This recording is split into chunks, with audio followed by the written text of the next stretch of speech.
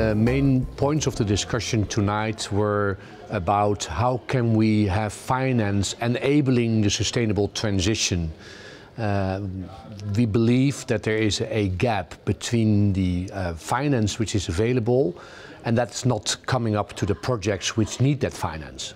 So the term low carbon finance sort of makes you perhaps think that there's some special green money out there. There isn't. There's just money, and money flows to where the best investment opportunities are. And at the moment, the investment opportunities are weighted in favour of high carbon, mainly because of things like fossil fuel subsidies, but because of the fact that the technologies are well understood and therefore perceived as less risky. When we talk about low carbon, we're talking about something new and less proven, riskier, that's weighted against because we don't have so many subsidies. So it's really about the process, I guess, of changing investor preferences and seeing more money to the types of low carbon assets that will help us address the climate challenge. A lot of the low carbon financing challenge is about demonstrating the first few of a new type of technology, getting the first new types of financial products out there. Once we've developed that sort of proof of concept stage, you can then pass over to the private sector to do it.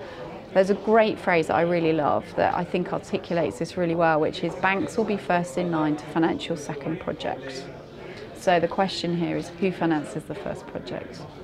What I learned tonight is that the challenges are more or less the same everywhere. If you look in countries, if you look at the global level, governments, pension funds, I think René Grotehuis said it well, that all the stakeholders want to move forward, but nobody knows exactly how. Succeeding in the transition to a low carbon economy will rely on political leadership, to set the targets, to create the investment frameworks, to build the confidence amongst investors that when they deploy money into this space, they will get a fair return on that capital. I think lots of governments get it. I would narrow down the focus to the economics ministries. So these guys hold the key to the solutions and they also the problem. They think that the low carbon transformation is a subsector of energy. It's not. It sits right across all our infrastructure financing needs. This is a mainstream issue now. So I think our biggest task as NGOs and think tanks is to educate and to say climate change is not a sort of add-on investment need. It is central to our economy. It's part of the growth solution. You need to back it. And if you do, there are huge amounts of private capital prepared to come in and close that financing gap and deliver the growth and GDP impacts, employment effects, all the things that we need to see right now. I'd like to see the emerging evidence and support of the low carbon economy split the economic community so that we start to see more thinkers come out in support of this agenda. I think that could be a game changer, and that's really where we're focusing our attention now. I think getting that cohort of really powerful decision makers recognising the opportunities implicit in the low carbon transformation will change the debate on this and unlock huge potential.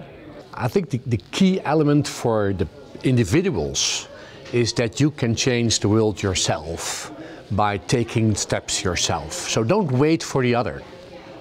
I think the biggest change is that we need to open our minds and say the way that we used to do things is not the way we're going to be doing things in future, and we need to embrace that uncertainty and work within it to come up with fundamentally restructured solutions.